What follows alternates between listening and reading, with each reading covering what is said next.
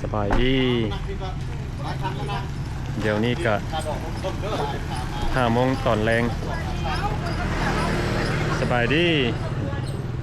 พวกเขาก็ได้ออกมาบ้านปากแหบ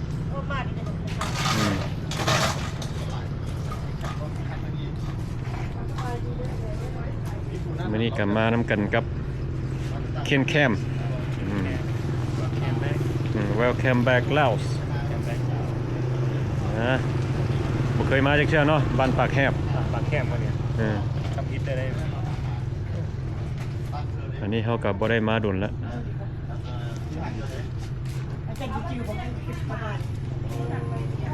วันนี้ก็มานำกันกับมิสเตอร์ลัดแล้วก็มานำกันกับ FC มาจากฝรั่ง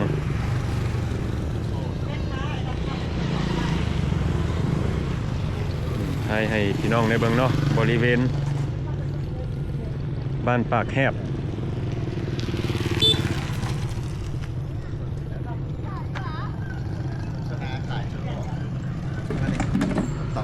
อันแม่นบ่อันนี้แม่นบ้านปากแหบบ้านปาก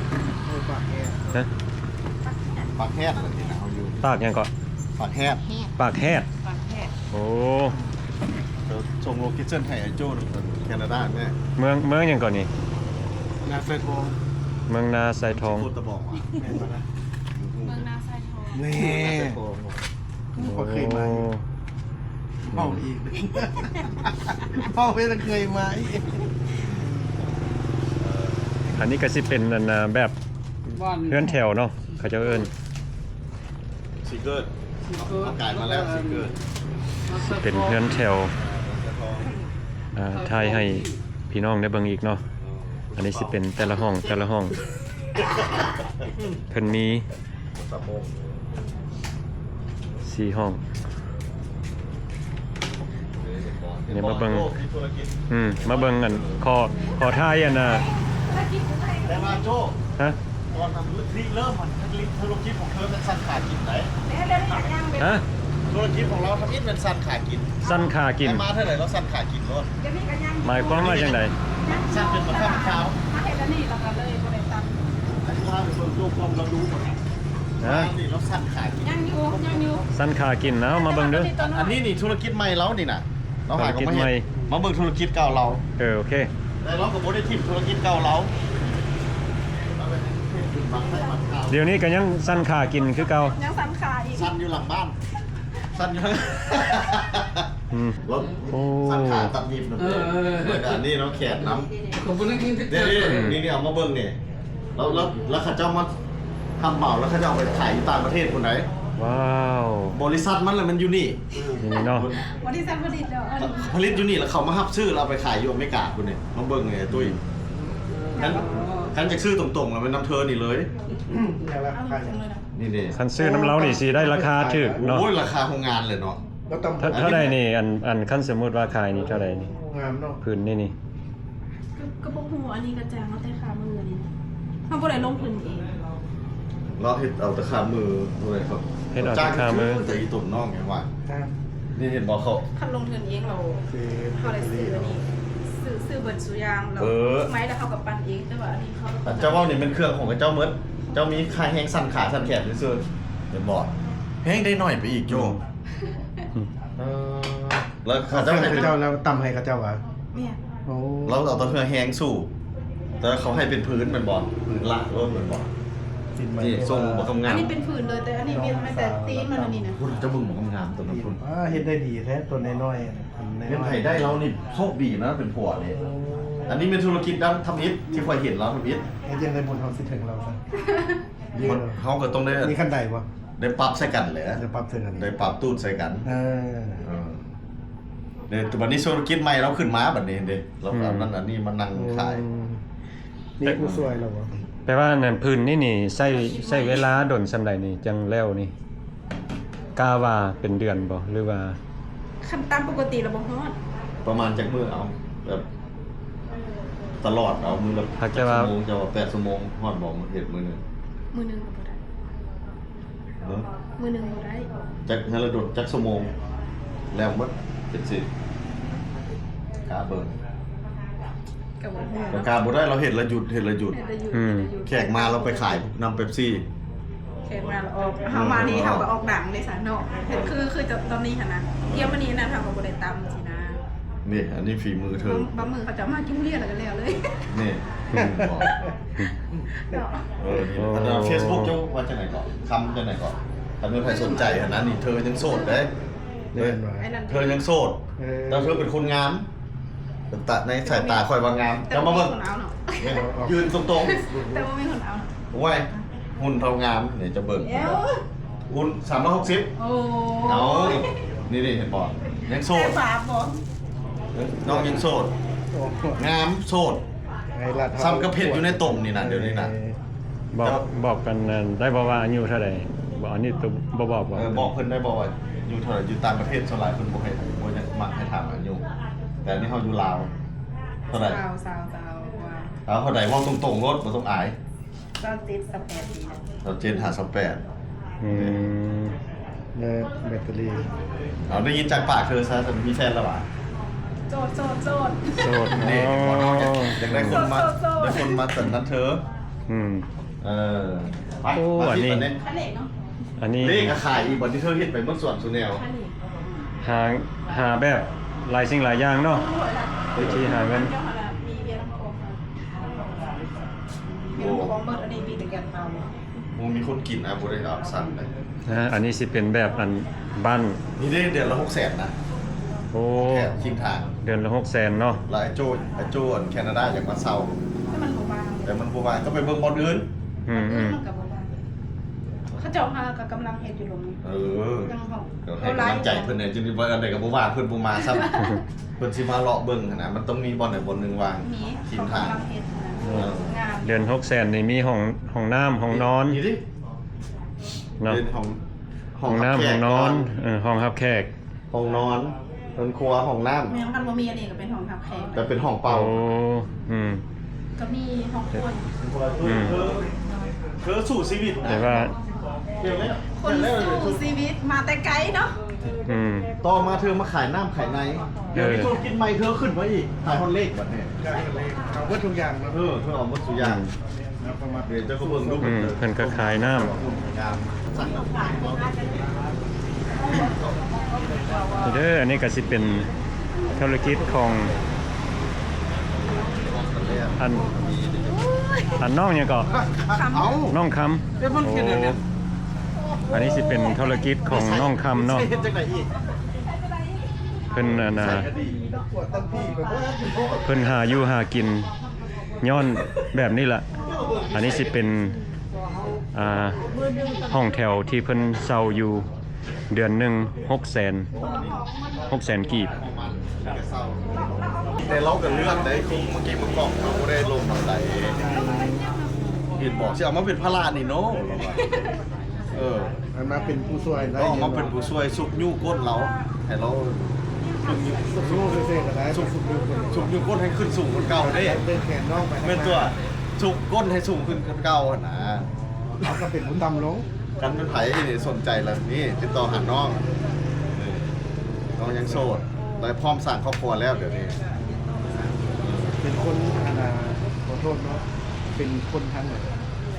สำเหนือ ทางเหนือโอ้เหนือจังเลย สำเนือหัวพัน พัน แล้วก็มีน้องสาว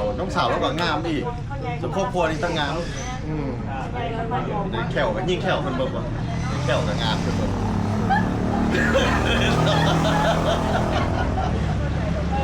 อ่า เดี๋ยวถามเพิ่นสิสุดอยู่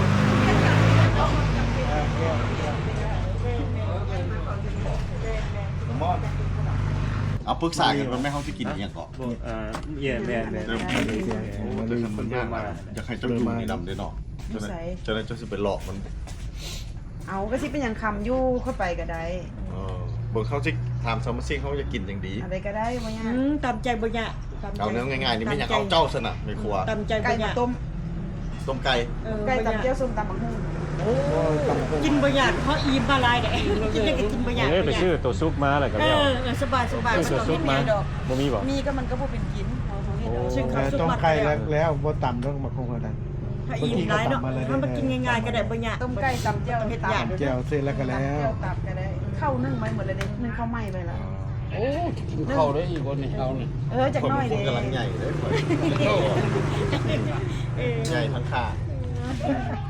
ไปมืดมือเนาะเนาะ มัดมือกินมัดมืออีก กินมัดมือ บ่มีทองที่ใส่ได้ หลังนี่ก็สิเป็นบ้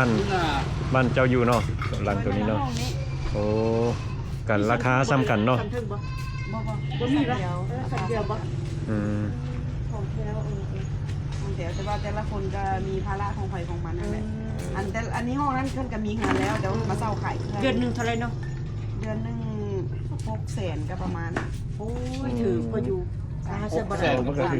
5แสนบ่ ขึ้น ได้ แล้วนะ แท้อื่นมีตลาดร้านหาเฮาเห็นร้านหา ต แท้ อน อื่ นี้ น ตอนนอก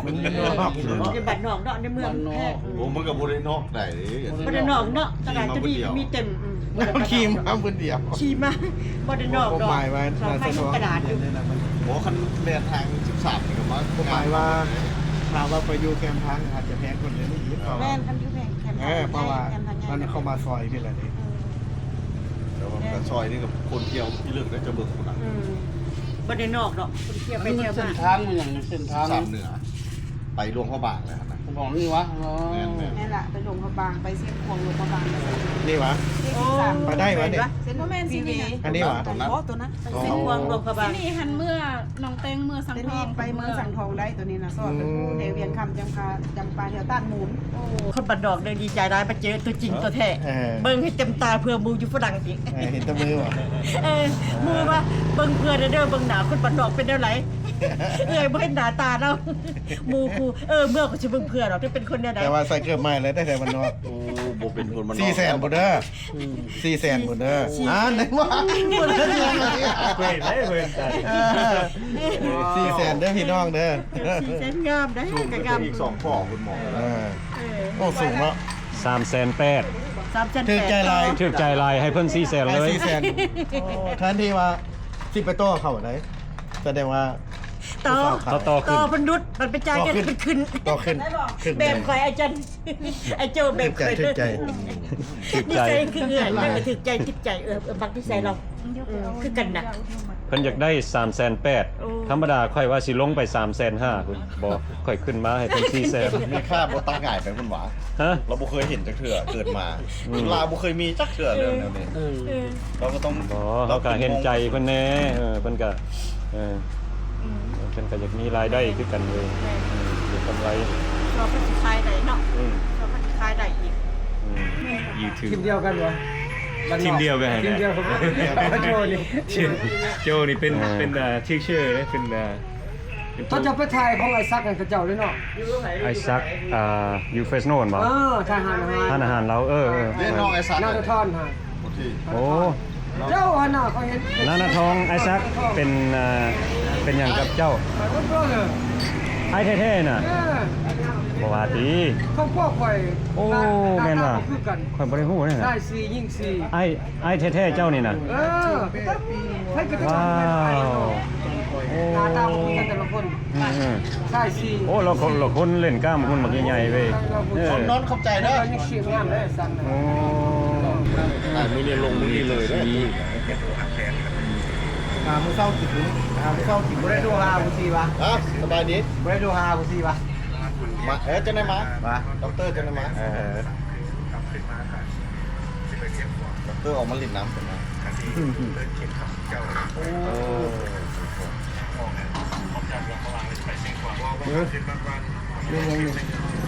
แต่เ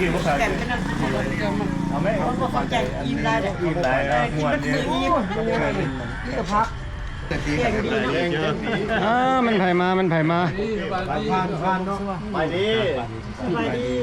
นี่ไอ้โจเนี่ยจะมาจักข่อยกันยากูจักเจ้า เราเป็น สบายดี เดี๋ยวตลกของเราก็จะเนาะ นวดเลิศเนี่ยคือเก่าบ่ ก็เบิ่งคลิปสุดท้ายกันนะ ยังคือเก่าบ่ คือเก่าน วดเลิศคือเก่าเนาะ ก็เบิ่งคลิปสุดท้ายเจ้าจะพาคนบ้านนอกไปตลาดจนหมดจะไปซื้อคนบ้านนอกจะบอกซอภาษาเดียดสิ่งก็อายแน่อันนั้นโอ้ยจะทำ มาอยู่ร้านต้องกินสไตล์ลาวเลย โอ้แหวนแหวนแหวนแหวนนะโอ้ยางอยู่บ้านเท่ากับเขาเคยมานั่งกินแบบนี้คือนี่กินจน ตาโอ้ตอนก็บ่เหลือ ปวดหัว ยังได้ถ้วยเลยเนาะถ้าได้ถ้วยก็สิบ่เหลือนั่นน่ะ มันก็บอกจะเบาซ่าบ่จะมีจับหัว คนบางวันข่อย บางคนบอกว่าอยู่บนเครื่องมีแต่หัวหัวจะทำจะแสงเจ้าหัวแถว จะมาเรียนวิชาเนาะมันจะมาก มาในทางไหน โอ้มันก็มีแม่นก็มีคนมาหลายอยู่เขามาวิชามาเฮ็ดซิมาอยู่พอดีนะฮะ ประมาณ ดี 300คนละ เคยไปหลายเทื่อแล้วครับไปปารีสไปลินเนาะใช่ลีโอทัตูลู โอ้ไก่ ให้อยู่ไกลแต่ว่าการยังไม่ได้ไปเลย โอ้ยการไกลเดินงามจะการ นะทะเลเนาะ งามได้กันเลย ใกล้กับเอสปานอล ไก่แปนลูกนะไก่แปน มันแบบต้นไม่แบบบ้าน เรามาเปลี่ยนหน้าตาเห็นมีแต่คลิปใส่จุ ก้อน เลย ยอด12 ปีแล้วปลูกมีอะไร ว่าจะพูดจะใส่เจ้านะอารมณ์ดีตลก ก็ซ้ำกันกับ น้ำที่สาว รถไฟคือกัน สาวครับเลย ซ้ำอายุซ้ำกันเลยโอ้ใหญ่เลยหมอเลยใหญ่เลย เลยเพราะว่ากินได้ โอ้มือไหนนะ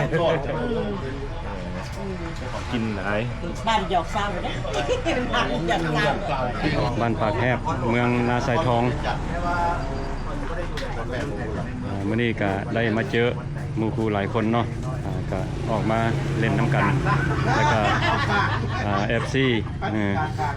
เคยทองกับไอจันมาจากฝรั่งแล้วพวกเขาก็เลยเชิญเพิ่นมาเล่นน้ำกันบงสู้ บงชูได้บงชู ฮะเราถืออยู่ที่บงสู้ กระเดงานนี้บงชูแล้วงานนี้น่ะ ฮะ งานนี้บงชูแล้วบงชูแล้วมึงเนาะบงชูแล้วเดี๋ยว บงสู้ ต้องทำมุสัวเก่งภาษาฝรั่ง วันบงชูไหนวันนี้มันกับบงชูไหนเขาไปฮอดใส่แล้วจะว่าบงชูอยู่ โอ้แล้วค่อย บงชูอ่ะ บงสู้โอ้ มันมีเด้อมันมีแบบบงชูอัปแรมิดีเนาะบงชูอัปแรมิดีแสดงว่าเจ้าอยู่แค่หน้าอยู่แถวเหนือแถวคอยก็อยู่ใกล้รัฐฝรั่งนะแต่บ้านมันก็ใช้2ภาษาฝรั่งแม่ก็ใช้ฝรั่งกับอังกฤษ คอยรู้แต่ปากฝรั่งเคยนะ เดี๋ยวปากฝรั่ง เอ็นแต่ปากฝรั่ง เก่งของฝรั่งเก่ง บ่มีหยังบอกกี่บอกน้องบ่อ้ายเฮาเดี๋ยวนี้เฮาก็อยู่ เพราะว่าก็มีหลาย FC เพิ่นครั้งนั้นเข้ามาเพิ่นว่าโอ้อันเฮาก็อยู่บ้านผาแห้งเนาะคันว่าผู้ใดอยู่บ้านผาแห้งก็สิฮู้จักเนาะแต่ว่าเห็นจังนี้ บ้านป่าแห้ง พางแห้งโอ้พางแห้งแม่นก็จะเลิศหลายเดี๋ยวนี้นะเอามื้อนี้ก็ดีใจหลายที่ว่าพบก็แอดของ FC มาได้อาจจะทั้งทั้งไก่เนาะมาได้ยุโรปเนาะ ฝรั่ง มาได้ฝรั่งปารีสพุ่นแหละเพิ่นนอกปารีสไปแต่เพิ่นก็ยังได้กระยาเนาะขมวนน้ำกันบ้านเกิดเมืองเราเนาะเอาให้พื้นเว้าได้นะขอบใจหลายๆไอโจมาจากแคนาดามันก็มาขี่รถมาแต่ไกลเติบเนาะใช่อยู่เกาหลีมาจากเกาหลีอันนี้แม่นทางมันดีเนาะทางเจ้าสายมาจากนั้น13เดือนทนทางอันบ้านเมืองเขากับพัฒนาหลายแล้วเดี๋ยวนี้นะไปง่ายมาง่ายเนาะใช่ก็นั่นแหละจากไทยแลนด์ไว้จักกันหลายคนกันหลายโอ้ปัวแบกกันหลายเจ้าหูจักบอลนั่นอันน่ะโอตรุษที่เมืองลาวน่ะมีมันแบ้เหมือนกันงัวพวกนั้น แม่แหละแบบมันจะควยยางกินฟู โอตรุษได้น่ะ อันนี้ก็หมู่ครูออกมาเห็นหน้าเห็นตากันเนาะแล้วก็สิมีรายการซุ่มแซวกันเล็กๆน้อยๆอาโจห าก็มาฮอดเพิ่นมาจากกัน คือทางนั้นน่ะ บ้านเกาเลี้ยว ทงใหม่ๆทางอุตุพลดิ แล้วก็ไอ้จันกับเอื้อยทองมาจากฝรั่ง ไม่นี่วะ เออ ปกติ รัดใจดีมาจากบ้านปากทาง สี่เส้นน้อง ไอ้ตุ้ยเนี่ยก็ วันนี้รถ เป็นคนมาจากกันฮาวายเพิ่นย้ายมาอยู่ลาวแล้ว ก็เลยแล่นเลย เป็นเวลาไม่ได้เลย แล้วก็คำนี่มาจากบ้านนาทางอ่อนเป็นก็มาอยู่ลาวเลยเดี๋ยวนี้นะ มาแล้วก็ไป ถึงเขาเตะมาแล้วก็น้องคำนี่ก็อยู่นี่เนาะบ้านปากแฮบนี่อันนี้ก็สิเป็นธุรกิจของเพิ่นขาย พอทำเองนี่ เป็นห้านมินิมาร์ทเพิ่นก็ตำสิ้นขายน้ำ IoT นี่ดีใจที่ได้มาฮู้จักเพิ่นหากก็มาฮู้จักว่าเพิ่นเป็นน้องชายของไอซักอยู่เมืองเฟรสโนรัฐแคลิฟอร์เนียห้านอาหารหน้าท้องโอ้อาหารเพิ่นแซ่บเลยอาหารห้านของเพิ่นนะ เราขายดีนะแต่ละมือคนใส่ สารกลางนะ โจเราขายดี ไอ้นี่มาอยู่ลาวดนปานใดนะ 10 ปีแล้ว10 10 ปีปีเนาะ แต่2014แล้ว ย้ายโอ้2014ย้ายมาแล้วก็มาได้เมียเนาะเป็นจังไดอยู่ลาวนี่คักบ่ โอ้ขับมวน คักเนาะ โอ้ขับคนมีกายอยู่ คักคนอเมริกาอีกโอ้คือว่าอยากให้ มันก็บ่อย คนมาแท้ว่ะ โอ้ยมาเบิ่งเด้อมาเบิ่งเด้อ มาเบิ่งเนาะแม่น สิพาเลาะ แม่นผู้ใดได้มาก็ติดใจได้แบบหลายคนค่อยก็ หลายคนได้มา ต แล้วหน่วยบ่อยากกลับพุ่นแล้ว แม่น ยิ้มแย่งครับกับว่าเขา บ้านเกิดเมืองนอนของเขาเนาะได้มาเห็นแล้วโอ้ทุกสิ่งทุกอย่าง นอดกบ มวน ลอยน้ำขาดน้ำคอใส่มานอดคุกอีก แต่ว่าไอ้แล้วจนบ่กลับเลยเนาะมาแต่ปี2014มาเอาลูกเอาเมียสร้างครอบครัวอยู่นี่เลยเฮ็ดเวียกเฮ็ดงานอยู่นี่ไปเลยเนาะ แม่น บ่ายดอกบ่ายดาเขาป้าดีโทษ แต่ว่าชีวิตอยู่นี่ก็แบบพออยู่พอกินเนาะเฮาไปเฮ็ดเวียกเฮ็ดงานดีละดีใจที่ได้มารู้จักเลยไอ้ ขาดนี่นะอยู่แต่แถวนี้นะอยู่แบบ มันออกที่ ก็ไปเห็นหลอดเทปสู้แห้งใกล้หลอดเทปสู้พาพวกนี้ไปเด้ แม่น โอ้ยนางมาสู่เอาเพชรกินเลย ใกล้แค่ อันนี้ก็เป็นหัวหน้าของไอ้เนาะ เดียวเองประมาณนี้นะ ยินดีที่ได้รู้จักเลยไอ้ซีนก่อนไอ้ซีนก่อน สีเพชร คือเพชรเนาะโอเคยินดีที่ได้รู้จัก บางคนนี่ไปขับมาปุ๊บมาหลอดเทปสู้ไปมาหลอดกู้ข้ามมันมีป่า โอ้มาเบิ่งเป็นสีเฮ็ด ค่อยไปเนี่ย อย่างกระยอได้เนาะ แม่ยอขาว ยอขาว สปริงโรล สปริงโรล อาหารเบา อาหารเบาๆอาหารดีเพื่อสุขภาพเด้ออันนี้ ตัวนี้มีผักหลาย แม่น เจ้าไปเจ้าจะเกิดเขาเขียนป้ายหรอว่าทางลง พวกเขาก็ยินดีที่ได้รู้จัก FC เพิ่นมาจากฝรั่งแล้วพวกเขาก็ได้พาเพิ่นมาเล่นน้ำมายามหมู่คู่อยู่บ้านปากแฮบให้พี่น้องได้เบิ่งเนาะอันนี้ล่ะคนลาวเฮาบ่ว่าจะอยู่ไสเนาะรัฐใดประเทศใดมีความสามัคคีฮักแพงกันโอเควันนี้ก็จะได้จบคลิปนี้ไว้สำนี้เนาะแล้วก็เป็นจังใดก็ขอบใจเบิดทุกคนที่เข้ามาเบิ่งวิดีโอของเรา